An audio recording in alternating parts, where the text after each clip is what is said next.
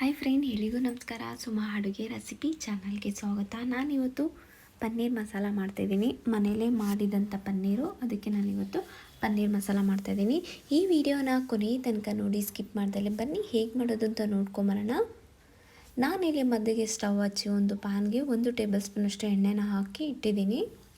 ಎಣ್ಣೆ ಸ್ವಲ್ಪ ಬಿಸಿ ಆದ ನಂತರ ನಾನು ಇದಕ್ಕೆ 1 ಲವಂಗ, ಹಾಗೆ 1 ಏಲಕ್ಕಿ, ಚಕ್ಕೆ ಮತ್ತು ಮರಾಠಿ ಮೊಗ್ಗು, ಅನಾನಸು, ಹಾಗೆ ಗೋಡಂಬಿ, ಅನಂತರ 1 ಪಲಾವ್ ಎಲೆ, ಬೆಳ್ಳುಳ್ಳಿ ಇಷ್ಟನ್ನು ಒಟ್ಟಿಗೆ ನಾನು ಎಲ್ಲದನ್ನು ಹಾಕ್ಕೊಳ್ತೀನಿ. ಗೋಡಂಬಿ ಲಾಸ್ಟಲ್ಲಿ ಹಾಕ್ಕೊಳ್ತೇನೆ. ಹಾಗೆ ಎಲ್ಲ ಹಾಕ್ಕೊಂಡ ನಂತರ ನಾನೀಗ ಇಲ್ಲಿ 1 ಈರುಳ್ಳಿನ ಸಣ್ಣದಾಗಿ ಕಟ್ ಮಾಡಿ ಇಟ್ಕೊಂಡಿದ್ದೆ, ಅದನ್ನು ಹಾಕ್ಕೊಳ್ಳೋಣ. ಹಾಕ್ಕೊಂಡು ಸ್ವಲ್ಪ ಮಿಕ್ಸ್ ಮಾಡ್ಕೊಳ್ಳೋಣ. ಮಿಕ್ಸ್ ಮಾಡ್ಕೊಂಡ ನಂತರ ನಾನು ಇದಕ್ಕೆ ಈಗ ನಾವು ತೊಗೊಂಡಿದ್ವಲ್ಲ ಒಂದು 7ರಿಂದ 8 ಗೋಡಂಬಿನ, ಅದನ್ನು ಹಾಕ್ಕೊಳ್ಳೋಣ. ಹಾಕ್ಕೊಂಡು ನಂತರ ಒಂದೇ ಒಂದು ಟೊಮೊಟೊನ ನಾನು ಕಟ್ ಮಾಡಿ ಇಟ್ಕೊಂಡಿದ್ದೆ, ಅದನ್ನು ಹಾಕ್ಕೊಂಡು ಮಿಕ್ಸ್ ಮಾಡ್ಕೊಳ್ಳೋಣ. ಸ್ವಲ್ಪ ಮಿಕ್ಸ್ ಮಾಡ್ಕೊಂಡ ನಂತರ ನಾನೀಗ ಇದಕ್ಕೆ ಒಂದು ಟೇಬಲ್ ಸ್ಪೂನಷ್ಟು ನಾನು ಶುಂಠಿ ಬೆಳ್ಳುಳ್ಳಿ ಪೇಸ್ಟ್ ಹಾಕೋತಿದ್ದೀನಿ. ನಿಮಗೆ ಶುಂಠಿ ಬೆಳ್ಳುಳ್ಳಿ ಪೇಸ್ಟ್ ಬದಲು ಬೇಕಾದ್ರೆ ಮನೆಯಲ್ಲೇ ಇದ್ದರೆ ಶುಂಠಿ ಅದಾದರೂ ಹಾಕ್ಕೋಬೋದು. ನಾನು ಶುಂಠಿ ಇಲ್ಲ ಅನ್ನೋಕ್ಕೋಸ್ಕರ ಕಾರಣಕ್ಕೋಸ್ಕರ ನಾನಿಲ್ಲಿ ಶುಂಠಿ ಬೆಳ್ಳುಳ್ಳಿ ಪೇಸ್ಟ್ ಹಾಕ್ಕೊಂಡಿದ್ದೀನಿ. ಹಾಗೆ 1 ಹಸಿಮೆಣ್ಸಿನ್ಕಾಯಿನ ಹಾಕ್ಕೋತಾ ಇದ್ದೀನಿ. ಹಾಕ್ಕೊಂಡು ಇದನ್ನು ಇಲ್ಲ ಅಂತಂದರೂ 1-2 ನಿಮಿಷ ಬಿಡೋಣ, ಸಾಕಾಗುತ್ತೆ. ನೋಡಿ, 2 ನಿಮಿಷ ಆದಮೇಲೆ ನಾನು ಇದನ್ನು ಒಂದು ಪ್ಲೇಟ್ಗೆ ಸರ್ವ್ ಮಾಡ್ಕೊಂಡಿದ್ದೀನಿ. ಯಾಕೆಂದರೆ ಇದು ಸ್ವಲ್ಪ ಹಾರ್ಕೋಬೇಕು, ಅದಕ್ಕೋಸ್ಕರ. ಸ್ವಲ್ಪ 5 ನಿಮಿಷ ಆದ ನಂತರ ನೋಡಿ, ಈಗ ನಾನು ಒಂದು ಚಿಕ್ಕದು ಮಿಕ್ಸಿ ಜಾರ್ಗೆ ನಾನು ತೊಗೊಂಡಂಥ ಟೊಮೊಟೊ ಎಲ್ಲ ಈರುಳ್ಳಿಯನ್ನು ನಾನೀಗ ಜಾರ್ಗೆ ಹಾಕೋತಾ ಇದ್ದೀನಿ.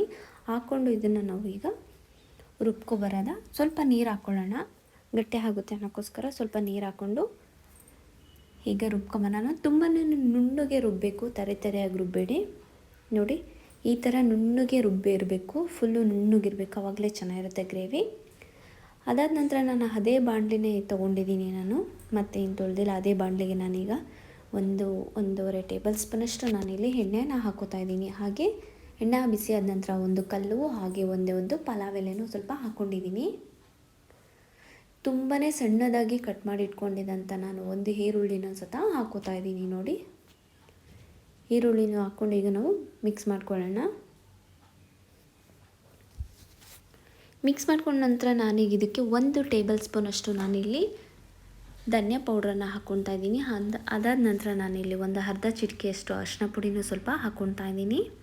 ಅದಾದ ನಂತರ ನಾನು ಅರ್ಧ ಟೇಬಲ್ ಸ್ಪೂನಷ್ಟು ಖಾರದ ಪುಡಿನೂ ಹಾಕ್ಕೊಂಡು ಮಿಕ್ಸ್ ಮಾಡ್ಕೊಳ್ಳೋಣ. ನೋಡಿ, ಚೆನ್ನಾಗಿ ಮಿಕ್ಸ್ ಮಾಡ್ಕೊಳ್ಳೋಣ. ಇದಕ್ಕೆ ನಾವು ಸ್ವಲ್ಪ ಲೈಟಾಗಿ ನೀರನ್ನು ಹಾಕ್ಕೊಳ್ಳೋಣ.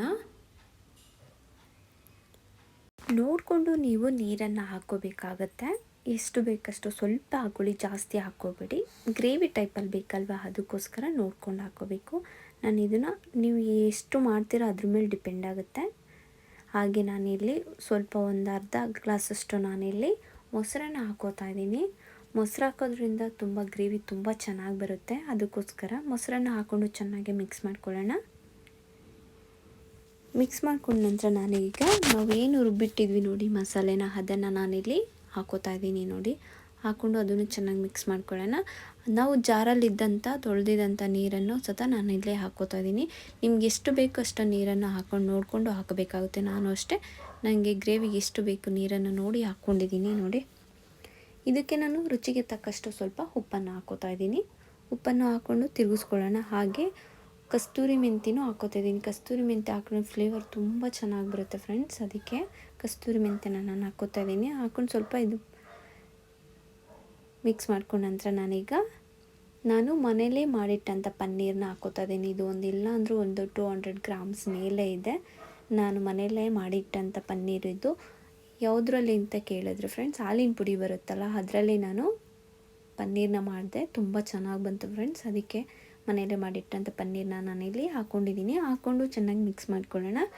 ಇದೇನು ಜಾಸ್ತಿ ಟೈಮ್ ತೊಗೊಳ್ಳೋದಿಲ್ಲ, ಒಂದು 5 ನಿಮಿಷ ಬಿಟ್ಟರೆ ಸಾಕಾಗುತ್ತೆ ಫ್ರೆಂಡ್ಸ್. ಯಾಕೆ ಅಂತಂದರೆ ಜಾಸ್ತಿ ಏನು ಪನ್ನೀರು ಬೇಯಬೇಕು ಅನ್ನೋ ಅವಶ್ಯಕತೆ ಇಲ್ಲ, ಬೇಗ ಬೆಂದೋಗುತ್ತೆ. ಸೊ ಅದಕ್ಕೋಸ್ಕರ ಚೆನ್ನಾಗಿ ಮಿಕ್ಸ್ ಮಾಡ್ಕೊಂಡ ನಂತರ ನಾನೀಗ ಲಾಸ್ಟಾಗಿ ಫೈನಲಾಗಿ ರೆಡಿ ಆದಮೇಲೆ ನಾನಿಲ್ಲಿ ಕೊತ್ತಂಬರಿ ಸೊಪ್ಪನ್ನ ಹಾಕಿ ಮಿಕ್ಸ್ ಮಾಡ್ಕೊತೀನಿ. ಮಿಕ್ಸ್ ಮಾಡ್ಕೊಂಡ ನಂತರ ನಾನೀಗ ಒಂದು ಬೌಲ್ಗೂ ಸತ ಸರ್ವ್ ಮಾಡ್ಕೊತೀನಿ. ತುಂಬ ಈಸಿ ಮೆಥಡ್ ಫ್ರೆಂಡ್ಸ್, ಮಾತ್ರ ಎಷ್ಟು ಚೆನ್ನಾಗಿರುತ್ತೆ ಅಂದರೆ ತುಂಬ ಚೆನ್ನಾಗಿ ಬರುತ್ತೆ. ಈ ಥರ ಒಮ್ಮೆ ಟ್ರೈ ಮಾಡಿ, ಖಂಡಿತ ಚೆನ್ನಾಗಿ ಬರುತ್ತೆ. ನೀವು ನಿಮ್ಮ ಮನೇಲಿ ಒಂದ್ಸಲ ಈ ಥರ ಮಾಡಿದಾಗ ಹೇಳ್ತೀರಾ ಚೆನ್ನಾಗಿ ಬಂತು ಅಂತ, ನಾನು ಗ್ಯಾರಂಟಿ ಕೊಡ್ತೀನಿ.